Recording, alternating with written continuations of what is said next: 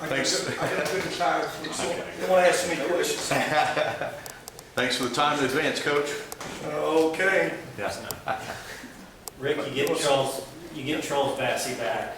Did you think that he was going to stay in the draft? I mean, or were you pretty confident that he was going to come back for maybe the last couple days there?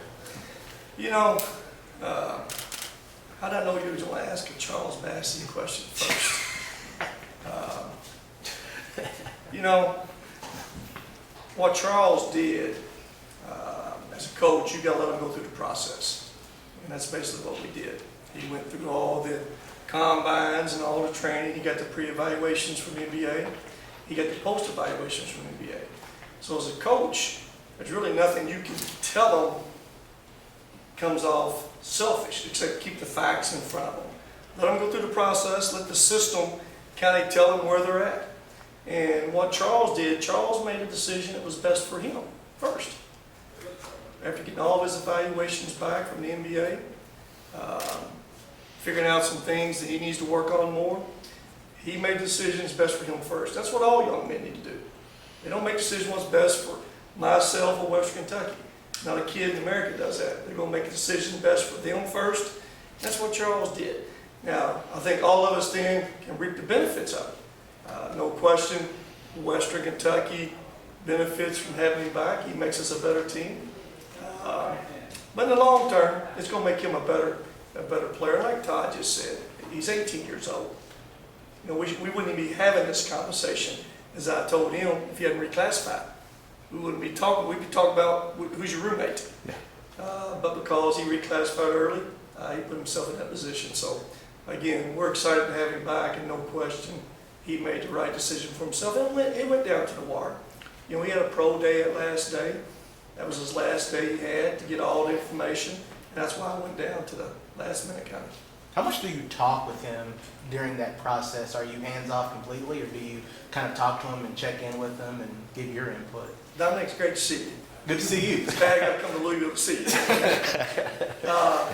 You know, through the process, we stayed in touch with him. You know, I went to see him a few times where he was training at, basically just to keep the lines of communications open and kind of keeping a few facts in front of him. But there's nothing, again, through that process that you can tell them that don't come off selfish. Keep the facts, what everybody else is saying, not what I'm saying, not what I believe. So that's what we handled it. Went right down to the end, and again, it's totally his decision. He got to gather the facts and made his decision to come back. What was that day like for you? I mean, just any sort of communication. I understand he was out in LA, so he wasn't really close. So, I mean, what was that day like for you as the coach? Well, I mean, I was there. He had pro day that day. He had pro day in LA, and just not himself. There was 5 or 6 other pros. So probably all 30 teams were at that workout that particular day. So he had to go through the workout, and at that point, you know, he's got the information. You know, most of those teams in there was giving him some facts that he needed to hear. So I think it became real clear to him by the end of the evening. Now that he's back, how does he take his game to the next level? Well, first of all, there's no substitute for experience. We all, the older we get, you don't ever get too old to learn from experiences. And for a young guy who was 17, who turned 18, and went through what he did, again now, he's a 17-year-old guy, turned 18, still was our leading scorer, 15 points a game, 11 rebounds, became Conference USA Defensive Player of the Year, the only freshman on that Kareem Abdul-Jabbar Final 5 list, only freshman. So he had a great experience, and that's kind of what we approached it. You know, how much better can you get playing as a freshman Conference USA for Western versus going back to high school? Well, there's no question that experience helped him a bunch. Now you take those experiences that you've had and you learn from them. And it wasn't what he learned from us going through those combines, some things that the NBA's pointed out to him. You know, it's very obvious he has continued to, you know, have that motor run every possession, which every young man does. Continue to work on those skills. Continue to work on that perimeter game, which every young man does. So again, he's still 18. He's a great young man. He's kind of person that will take those experiences he's had and get better from them. I know your expectations are the same every year, but having Charles back and just that added piece to it, how much does that affect the way that you go into this year, what you're expecting from this year? Well, our expectations will be the same with or without him, to keep championships, as you well know. As I told him, we're going to be good with or without you. No question, with you, you make us better. West Kentucky's going to keep playing games, and we're going to have a good team, and I believe that. But it's very obvious with him. You've got an experienced guy coming back. You've got a guy, and I say experienced, you've got a guy that's been through some things now. And what he's gone through with this draft choice and the combine, it's all going to make him better. So, like all of us, you guys who are there, Dominique deserved us. But you guys already know the expectations we have. We expect, and we've created the expectations no matter who we play, where we play them at. West Kentucky has a chance to win. And that's good. That's good. That don't mean we're going to win every game, but that's where those expectations are. And as a coach, as a player, that's what you want. You want that no matter who you play, where you play them at, you have a chance to compete and win. And again, I know this, as Coach, as Todd talked about, for the first time, I guess, in school history, we sold out every ticket preseason. Well, let me tell you what comes with that. When they walk in that gym, no matter who we're playing, whether it's Wisconsin or anybody else, our fans expect us to win. I like that. That's what expectations are for. I don't run from that. But again, does that mean we're going to win every game? Absolutely not. We're going to try to. But I like where our expectations are. And again, we're going to try to keep them out. Rick, it seems like That's right here. Aside from obviously winning a bunch of games, what is it going to take to get this team to the Make one more shot. That's what a fine line it is. 2 years in a row we've been in the championship game. Year before last we have 2 shots to win it, correct? Under 10 seconds to go. This past year, it's very obvious. We had to grind out some games. We didn't shoot it consistently well. We had a couple guys, we had a freshman young man who got hurt, didn't play all season for us, Jeremiah, a shooter. Then we lose Merrick for the whole season. We have much depth over there. And again, we just didn't shoot the ball consistently. But even with that said, we should have won the league and won the tournament. With 3 minutes to go, down in that conference championship game, it was like a root canal for the first 37 minutes. Neither team could score. I think we were 8 for 33 from the perimeter and 11 for 18 from the foul line. It was still a tied game. So to answer your question, jump up and make a shot. We think we've addressed that some. Jumping up and making shots. Sounds real simple, but it is simple sometimes. A guy who can just jump up and make a basket. And we didn't have that consistently. So, I think from the guys we have coming back, again, we started 2 freshmen, 2 sophomores, and a junior for most of the season. Youthfulness.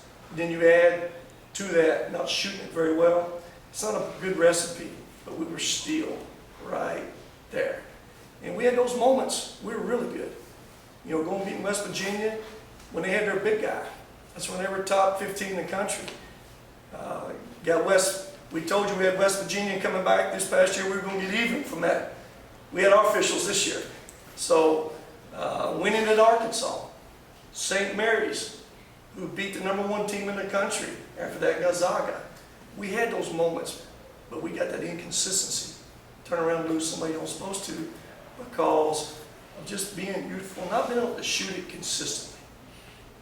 Rick, Yes, can I sir. ask you, All right, you can ask me anything. You don't have to keep asking that. You have the right to ask me anything. If I don't want to answer it, then I won't. But you have the right to ask it. Go ahead. No, thank you, Coach. I appreciate it. I sense there's real excitement with, I got to watch Carson practice last year, got to get to know him. I like him a lot personally. And then your 2 grad transfers, it appears that those 3 could really help your team a lot this season. Obviously, you were wanting them to come here, but what do you think they can bring? And what's exciting is that we got football season to look forward to first. That's exciting. This is football time of the year, so. Yeah. Coach Helton over there, I know he's got this, he's going to get that thing back going. We all know what it does for every program. and the football team can win too. So, Yeah. hey, this time of year, as basketball coaches, we have to just talk, give you guys some things, but we got a long way before we have to start, kind of get started. But to answer your question, those three pieces we added, we like them a bunch. Carson is a former Mr. Basketball, adds some toughness. A guy around that rim that gives you some things we didn't have consistently, as we all know. No question, Cam Justice. He's either the second or third all-time leading scorer in the history of Kentucky basketball. That tells you enough. You know, I don't care how many times he shot it. There's a lot of guys shot it a bunch. But to be the third all-time leading scorer tells you to put the ball in the hole. And he can. And he brings great experience with that. Then Cooper, another guy that adds some passing and some experience. We were young last year. You know, we started point guard for 18 games, a freshman point guard. That really wasn't point guard. You know, and that's a challenge in itself. So we've added some experience. We've added some guys who can pass and shoot. And adding Carson, the guy who set out, gives us some toughness too, and a guy who can score. Sorry, you think Cooper will get the waiver and be eligible for this year? Yes, sir. Rick, for you, a lot of times in the offseason, since you've been there, the roster's a little bit of a fluid situation. To have so many What'd you guys- say, a little bit? Go on, you be honest about it, isn't it? to have so many guys back that you've worked with before, you've coached before, how did that change things? This is my first season, right here. I've had some guys back in the program, so you'll remember first time I walked out my press conference, everybody knows what we went to. At the end of that season, how many guys came back? How many guys we had back from the second year? Justin. Remember, we got him back with a bum knee and 40 pounds heavier because his football experiment. One guy. We added some fifth-year guys. Then the third year, basically, it was starting over again this past year. Only experienced guy we had coming back who played was who? Tavion. Then you had Merrick off the bench who played some. Then we lose him for the season. Conference play. So this is the first season we've got a little bit of continuity. And I've said this all along. And coach will have the same experience and challenges that you guys got to understand. You don't get good, you get continuity in your program. But you got some guys you can graduate, get rid of, and get some other guys coming on. For the first time, I like where our program's at there. For the first time, I had an opportunity to look at some juniors in recruiting. I never had a chance to do that. I mean, it wasn't even a chance to really recruit some upcoming seniors. It was trying to get something immediately. So for the first time, I really feel like that our recruiting's catching up. I think we're getting some continuity into our recruiting, and that's always a good thing. Because there's experience and depth, do you change the approach? Maybe having more, physicality in practice and how you want to play. Do you do much changes this year because you have an experienced roster with Hey, that? Dominic, there's one experience that's always consistent. Just get the W. No matter how you play. Naturally, when you have a few guys back, it allows you to move on a little bit. And we have that. You don't have to start as much basic stuff. Last year was real basic for a long time. And again, some of those guys, remember, we didn't have Charles for most of the fall for practice. We didn't have the kid from Mississippi, 0, Galen Smith. He got hurt, 0. We didn't have Jeremiah at all season. So even in practices, it was different. So for the first time, at this point right now, we got the most experienced, healthy group that we've had. And that's a good thing. You've got a lot of guys that are back on campus doing workouts. I know Charles has sort of stayed out in LA. In your experience, just what are your thoughts on just guys that do their own thing and get specialized training and conditioning, and then not being at the university? Well, he's not doing his own thing. Just make sure he went through the draft. Since then, I've kind of shut it down a lot. He needs to get some rest. But that's what basketball's about. If a guy can go somewhere and get better on his own, that's okay too. But he went through experiences of all this spring that every player wants the opportunity to go through. If that's called specialized, letting him specialize and going through the draft and all that, that's what they all want to do. And you have to let them do that. But Charles is basically, trying to get him some rest, and we'll get him back here in July and get him going. Rick, how are you doing in regards to your back? Hey, I'm great. I was 12 weeks behind rehab, but I'm into it 4 days now. I'm trying to catch up with Zach. Okay. Zach got a couple weeks head start on me, but I'm good. Thank you, Mike.